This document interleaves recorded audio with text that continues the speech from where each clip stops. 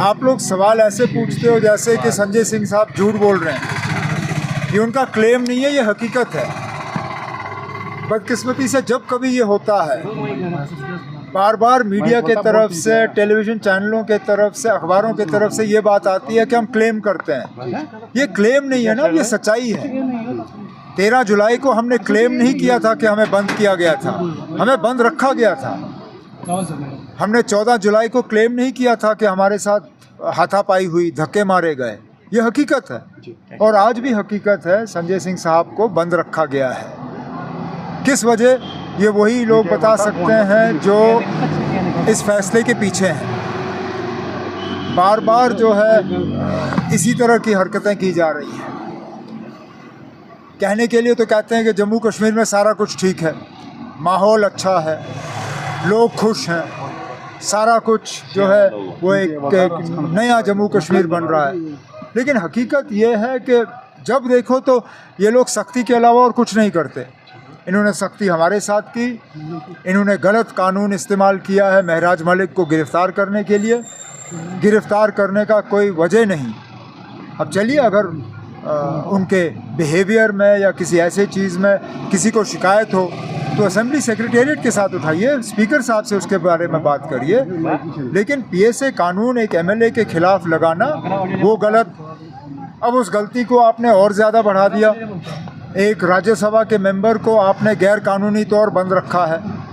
किस कानून के तहत? क्या आपने उस पर कोई ऑर्डर सर्व किया है? क्या कोई प्रिवेंटिव डिटेंशन का ऑर्डर है? मर्जी आई तो आपने गेस्ट हाउस का गेट बंद कर दिया। ये ठीक बात नहीं है ना। ये जम्मू कश्मीर की जमहूरियत के लिए ठीक नहीं है और इसका जो मैसेज, इसका जो पैगाम लोगों में जाएगा, ये बहुत गलत है ना। और जो लोग ये कर रहे हैं उनको अपनी हरकतों पे जो है सोचना चाहिए। हुकूमत की साहब, आपने बोला था कि रेलवे मिनिस्टर को मैं रिक्वेस्ट करूंगा, आज वो पूरा हो गया, इसके बोले? मैंने आपसे कहा था कि ये काम जारी है। मैं उन लोगों में से नहीं हूँ जो बार बार इन चीज़ों को मीडिया में हाईलाइट करें। चुपचाप तरीके से मैं रेलवे मिनिस्टर साहब के साथ कांटेक्ट में था।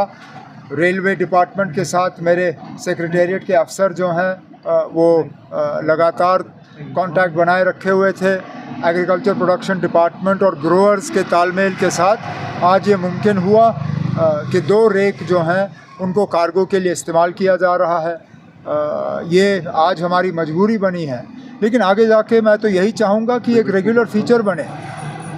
जिन लोगों को बाय रोड अपना सामान भेजना होगा वो बाय रोड भेजें, लेकिन हम तो चाहेंगे कि स्पेशल कार्गो ट्रेन जो हैं वो लगातार यहाँ से चलें, जिनमें रेफ्रिजरेटेड कंटेनर्स हों, जिसमें कि हमारा मेवा जा सके और जो ज़रूरत की चीज़ें हमें जम्मू कश्मीर से बाहर जो हमें लाना होगा वो हम ट्रेन के ज़रिए लाएं। सर, हुकूमत की मजबूरी से हम बखूबी वाकिफ़ हैं, लेकिन ऐसे में जो महराज मलिक की कानूनी लड़ाई होगी तो उसमें क्या रोल रहेगा? कोई मैंने उनके वालिद साहब से मुलाकात की, बैठा, मैंने उनसे बात की और मैंने उनको यकीन दिलाया कि हमारे तरफ से जो भी मदद चाहिए होगी हम देने के लिए तैयार हैं। मेरा उनकी पार्टी को ये मशवरा होगा कि देखिए ना, पीएसए कानून इस मुल्क में और कहीं लागू नहीं है। आप अगर बाहर से वकील लाओगे उसको ये कानून समझने में भी वक्त लगेगा। हम मदद करने के लिए तैयार हैं। मैंने कुछ वकीलों से बात की है, वो वकील जो हैं इनका केस लड़ने के लिए तैयार हैं। बेहतर है कि वो किसी ऐसे वकील को यहाँ पे लगाएं जिसको पीएसए केस लड़ने की आदत है, जो इस कानून को जानता है। मुझे खुद पीएसए के ख़िलाफ़ लड़ना पड़ा। 2020 में जब मेरे खिलाफ़ पीएसए लगा तो मैंने यहाँ से एक अच्छा वकील करके सुप्रीम कोर्ट में वो लड़ाई लड़ी।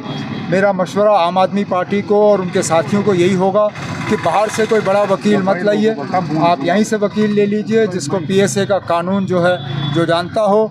और इसमें अगर हमारी मदद की ज़रूरत होगी, मैंने महराज मलिक साहब के वालिद को कहा है कि हमारी तरफ से जो भी मदद होगी हम देने के लिए तैयार हैं।